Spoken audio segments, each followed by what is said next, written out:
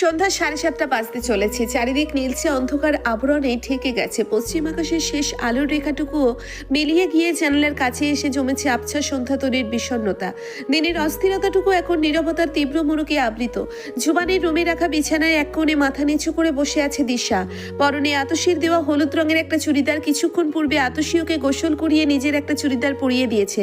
কোমর ছাড়ানো লম্বা আধপোঁচা খোলা চুলগুলো এখন পিঠ পয়েন্ট সুরে ছড়িয়ে আছে। অতিরিক্ত কান্নার ফলে চোখ দুটো ফুলে লাল হয়ে আছে। চোখের কোণে জমে থাকা অশ্রুর লবণাক্ত রেখাটুকু অবধি এখনো শুকায়নি। জুবান এখন বাসায় নেই। রাজিয়ার সঙ্গে দীর্ঘ তর্ক বিতর্কের শেষে অনেকটা জোর করেই দিশাকে রুমে নিয়ে এসেছে জুবান। ওকে রুমে রেখে সেই যে জুবান বেরিয়েছে এখনো অবধি আর ফেরেনি। দিশার ঠিক সামনে বসে আছে আতশি। কিছুক্ষণ আগেও তিতিয়া আর রনিয়া এখানে ছিল, কিন্তু আতশি আলাদা করে কথা বলতে চাওয়াতে ওরা নীরবে রুম থেকে বেরিয়ে গেছে। রুমে এখন কেবল ওরা দুজনে উপস্থিত। কয়েক মুহূর্ত কেউ কোনো কথা বলল না। ভারী নিস্তব্ধতা ছিন্ন করে আতশি প্রথমে বলল, এসব কিভাবে হলো দিশা? আমাকে সবাই বলবি প্লিজ? দিশা টলমলো চোখে আতশির দিকে তাকালো। আতশি হাত বাড়িয়ে দিশার হাতটা ধরে ওকে আশ্বস্ত করলো, আমি তোকে বিশ্বাস করি, যে কোনো পরিস্থিতিতে তুই আমাকে তোর পাশে পাবি, এটা মনে রাখিস। আতশির এইটুকু সান্ত্বনা যথেষ্ট ছিল দিশার বাঁধ ভেঙে দেওয়ার জন্য। ও তৎক্ষণাৎ আতশিকে শক্ত করে জড়িয়ে ধরল। বুকের ভেতর জমে থাকা সমস্ত আতঙ্ক, অপমান, লাঞ্ছনা একসঙ্গে কান্না হয়ে বেরিয়ে এলো। তুই বিশ্বাস কর আতশি, আমি বিয়েটা করতে চাইনি, একদম চাইনি। তাহলে কি এমন হলো যে তুই বাধ্য হয়ে এই সিদ্ধান্ত নিলি?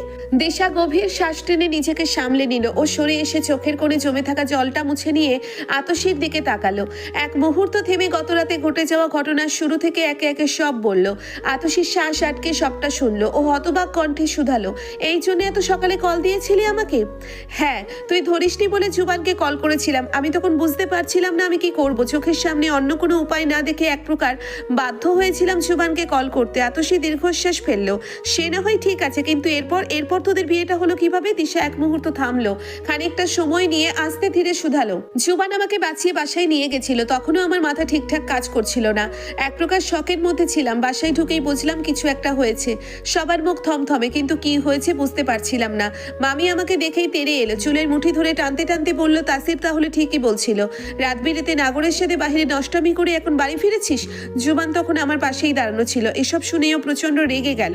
ও মামিকে বলল, দিশাকে অযথা দোষ দিচ্ছেন কেন? একবারও ভাবছেন না আপনাদের ছেলের চরিত্রটা কেমন? দিশা মিথ্যে বলার মেয়ে না। তারপর জুবানের এহেন কথাই মামির সঙ্গে সঙ্গে জুবানের ওপর চড়াও হলো। জুবানকে বাজে ভাষায় অপমান করলো।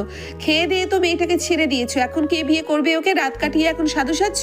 তুমি যদি ভদ্র ছেলে হও তবে রাত বিরেতে একটা যুবতী মেয়ের সঙ্গে বাহিরে কি করছিলে? কে নেবে এখন এই মেয়ের দায়ভার? তুই বিশ্বাস কর আতশি, লজ্জায় অপমানে আমার তখন মরে যেতে ইচ্ছা করছিল। আমি ভাবতেই পারিনি মামি এত বাজেভাবে জুবানকে অপমান করবে। তোর মামা তখন কিছু বলেনি? দিশা বিষণ্ণ হাসলো। বলেছে তো, বলেছে আমার চরিত্রে দাগ লেগে গেছে। এই বাড়িতে থাকলে তাদের মান সম্মান থাকবে না, আমার জন্য সমাজে মুখ দেখাতে পারবে না। মানুষ জানাজানি হওয়ার আগে আমি যেন বাড়ি থেকে বেরিয়ে যাই। আতশি হতভম্ব হয়ে গেল। দিশা এক মুহূর্ত থেমে ফের শুধালো। জুবান তখন বাসার সবাইকে বিস্ময়ের চূড়ান্ত সীমায় পৌঁছে দিয়ে বলল, দিশা কোথাও যাবে না। আমি জানি ও নিষ্পাপ, তারপরেও যদি আপনারা মনে করেন আমি দিশার ক্ষতি করেছি তাহলে এর দায়ভার আমি নিব।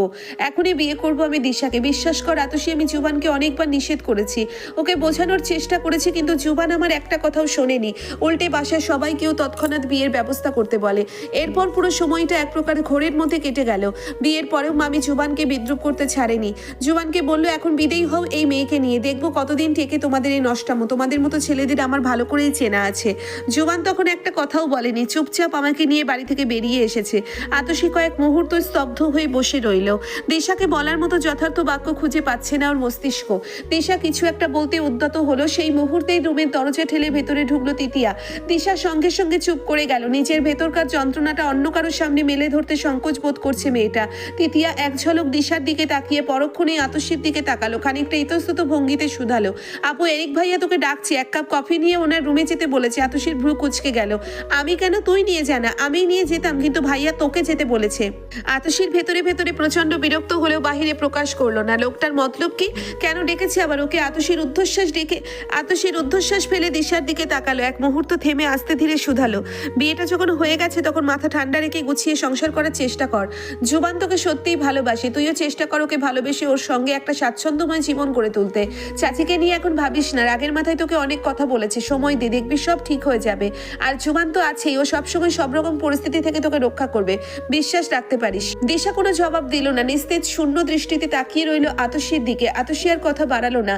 তিতিয়াকে সঙ্গে নিয়ে রুম থেকে বেরিয়ে এলো। তিতিয়াকে পড়তে বসতে বলে আতশী কিচেনের দিকে হাঁটতে লাগলো। নেক্সট উইকে ওর এক্সাম, কোথায় ভাবলো এখন একটু পড়তে বসবে, কিন্তু তার হচ্ছে কোথায়।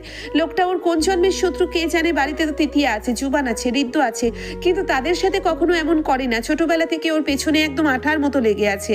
লোকটার ভাবগতিও কোনোভাবেই বুঝে উঠতে পারে না। কিচেনে ঢুকে যন্ত্রচালিত মানুষের মতো কফি বানাতে শুরু করলো আতশী। কফি বানানোর শেষে কাপের ভেতর ধোয়া ওটা কফি ঢেলে কাপটা ট্রেতে রাখলো। অতঃপর এটো প্যানটা ভালোভাবে ক্লিন করে ট্রেটা হাতে নিয়ে সিঁড়ির দিকে এগোলো। সিঁড়ির শেষ ধাপ পেরিয়ে সোজা এসে দাঁড়ালো এরিকের রুমের সামনে। এক মুহূর্ত থেমে দ্বিধাদ্বন্দ্বিত ভাবে দরজা ঠেলে ভেতরে পা রাখলো আতশী। এরিক বিছানার হেডবোর্ডে হেলান দিয়ে আধশোয়া অবস্থায় ফোনে স্ক্রল করছে। পরনে ধূসর বর্ণের সিল্ক শার্ট, বাদামি সিল্কে চুলগুলোর কিছু অংশ কপালের একপাশে পড়ে আছে। ফিনফিনে রক্তাভ অধরের কোণ সামান্য বাঁকানো, মুখাবয়বের অভিব্যক্তি নির্লিপ্ত হলেও যথেষ্ট গম্ভীর। ভাবখানা এমন যেন দুনিয়ার সব শান্তি ওর কপালে জুটেছে। শান্তি তো জুটবেই, বসে বসে অন্যকে অর্ডার দিতে পারলে বেশ শান্তিই লাগে। আতশী মনে মনে এরিকের 14 গোষ্ঠী উদ্ধার করে ফেললো।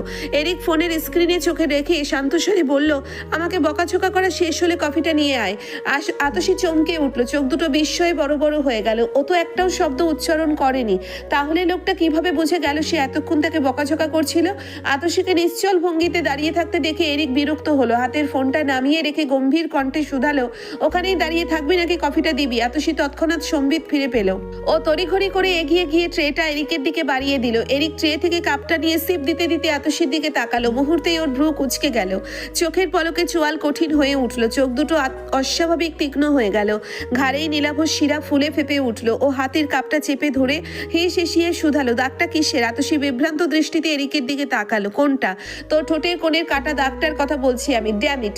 আতশীর বুক ধরপড় করে উঠল তৎক্ষণাৎ, গলা শুকিয়ে চৌচির হয়ে গেল, হৃদস্পন্দন অস্বাভাবিক হয়ে বেড়ে গেল। দাগটা আজ দুপুরের উন্মত্ত মুহূর্তের চিহ্ন, তোর্যের দেওয়া তীব্র পাগলামের ছাপ। আতশী লিপবাম দিয়ে দাগটা আড়াল করে রেখেছে, কিন্তু এরিক এত সূক্ষ্মভাবে লক্ষ্য করবে ভাবতেই পারিনিও। আতশী বিভ্রান্ত দৃষ্টিতে এদিক সেদিক তাকালো, বাহানা দেওয়ার মতো যথাযথ বাক্য খুঁজতে লাগলো ওর মস্তিষ্ক। এরিক দাঁত চেপে ফের হেসে শিয়ে শুধালো, কি বলেছি শুনতে পাসনি? এরিকের রাগান্বিত কণ্ঠস্বরে প্রাণ যায় যায় আতশীর। নিজেকে সামলে অপ্রস্তুত কণ্ঠে শুধালো, ও কিছু না, দুপুরে অসাবধানতা বশত দরজার সঙ্গে লেগে কেটে গেছে।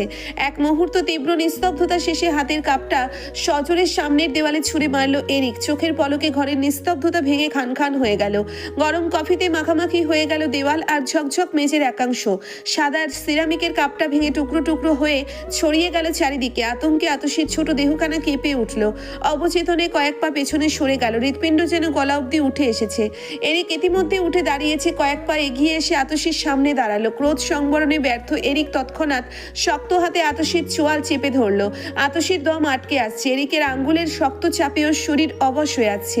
ডাগর ডাগর চোখ দুটো জলে টলমল করছে। এরিক অগ্নিদৃষ্টি নিক্ষেপ করে ক্রোধান্বিত কণ্ঠে হেসে শিয়ে শুধালো, আমার সাথে মিথ্যা বলিস তুই? কোনটা কাটা দাগার কোনটা লাভ বাইট আমাকে শেখাবি তুই?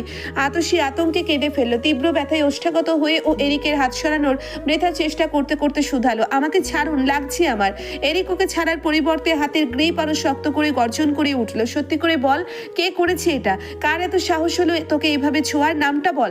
আতশীর চোখ দিয়ে টপ টপ করে অশ্রু ঝরছে। ও ভাঙা ভাঙা স্বরে শুধালো, আমি পড়ে গিয়েছিলাম, সত্যি বলছি। এরিক তাচ্ছিল্যের হাসি হাসলো, আমাকে বোকা ভাবিস তুই? বল ছেলেটা কে, জ্যান্ত কবর দেবো ওই বাস্টার্ডকে। এরিকের উন্মত্ত চোখ দুটো দেখে আতশীর শরীর হিম হয়ে গেল। এই লোককে কোনো বিশ্বাস নেই, অন্ধ রাগের বশবর্তী হয়ে যদি সত্যিই তুর্যের কোনো ক্ষতি করে ফেলে, তুর্যকে ছাড়াও তো মরেই যাবে। আতশী ফোপাতে ফোপাতে কোনো রকমে বলল, সত্যি বলছি কোনো ছেলে নেই, প্লিজ আমাকে ছাড়ুন, খুব ব্যথা লাগছে। এরিক কয়েক সেকেন্ড হিসেবে দৃষ্টিতে তাকিয়ে রইল আতশীর দিকে। পরক্ষণে রক্তাভ অধরের কোন খানিকটা বাকিয়ে তীর্চোক হাসলো, ওকে ফাইন, তুই এভাবে কিছু বলবি না তাই না? কোনো ছেলে নেই যখন ভালো কথা, আজ থেকে তবে ওই জায়গাটা না হয় আমাকেই দে। আতশী স্তব্ধ হয়ে গেল। ও হতভম্ব কণ্ঠে শুধালো, কি বলেন আপনি? এরিক প্রতি উত্তর না করে এক ধাক্কায় আতশীকে বিছানায় ফেলে দিল। পরক্ষণে মুখ ডুবিয়ে দিল ওর তুলতুলে গ্রীবাদেশের নিম্নাংশে। সবকিছু এত দ্রুত ঘটে গেল যে আতশী বুঝে ওঠার সুযোগ অবধি পেল না। সম্বিত ফিরে পেতে আতশী আতঙ্কে ছটফট করতে উঠল। এরিককে প্রাণপণে নিজের থেকে সরানোর চেষ্টা শুধালো, কি করছেন? ছাড়ুন আমাকে, আপনার মাথা ঠিক নেই, প্লিজ দৌড়ে যান। এরিক তো ছাড়লই না, উল্টে আতশীর গলার ত্বকে নিজের অস্তিত্ব জাহির করতে একটার পর একটা কামড়ে আদরে ওকে নাজেহাল করে ফেললো। ছটফট ছটফট করতে থাকা আতশীর সহ্যের বাঁধ ভেঙে গেল। ও ফুপিয়ে কেঁদে উঠল। আতশীর কান্নার শব্দে এরিক প্রচন্ড বিরক্তি হলো। গ্রীবাদেশ থেকে মুখ তুলে আতশীর দিকে তাকালো। আতশীর ফোলা ফোলা গোলাপি অধরের দিকে তাকিয়ে ঈর্ষান্বিত কণ্ঠে শুধালো, আমার জিনিসে অন্য কেউ ছাপ রেখে যাবে আর এটা আমি সহ্য করবো, তুই ভাবলি কি করে? আতশীর কান্না থেমে গেল তৎক্ষণাৎ। ও হতভম্ব চোখে এরিকের দিকে তাকিয়ে শুধালো, কি বললেন আপনি? এরিক কয়েক মুহূর্ত শান্ত চোখে আতশীর দিকে তাকিয়ে থেকে উঠে দাঁড়ালো। এক হাতে মাথার চুল আঁকড়ে ধরে কয়েক পা দূরে সরে দাঁড়ালো। বড় বড় শ্বাস টানার কারণে ওর বুক ওঠানামা করছে দ্রুত। আতশী ততক্ষণে বেড থেকে উঠে বসেছে। গায়ের ওড়নাটা ঠিকঠাক করে কথা বলতে উদ্যত হলো, কিন্তু এরিক ওকে সেই সুযোগটুকু না দিয়ে গম্ভীর কণ্ঠে শুধালো, বেরিয়ে যা। আতশী সেসবে নজর দিল না। ও তৎক্ষণাৎ এরিকের সামনে এসে দাঁড়ালো। এক মুহূর্ত থেমে চোখে চোখ রেখে শুধালো, আপনি এমনটা কেন করলেন? আমার উপর এমন অধিকার কে দিল আপনাকে?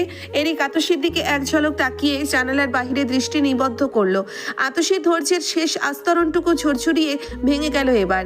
ও তথস্থ হাতে এরিকের শার্টের কলার আঁকড়ে ধরে তেজদীপ্ত কণ্ঠে শুধালো, বলুন কেন করলেন এমনটা? আমি একজন রক্ত মাংসে করা মানুষ, কোনো বস্তু না যে আপনি এভাবে আমাকে কথা সম্পূর্ণ হবার পূর্বে ফুপিয়ে কেঁদে ফেললো আতশী।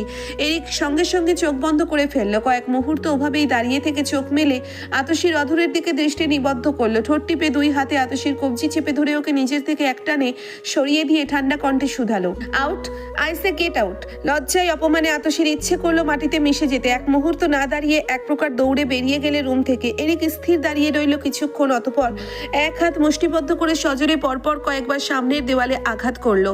এই মুহূর্তে ওর কিরকম অনুভূতি হচ্ছে ও নিজেও জানে না।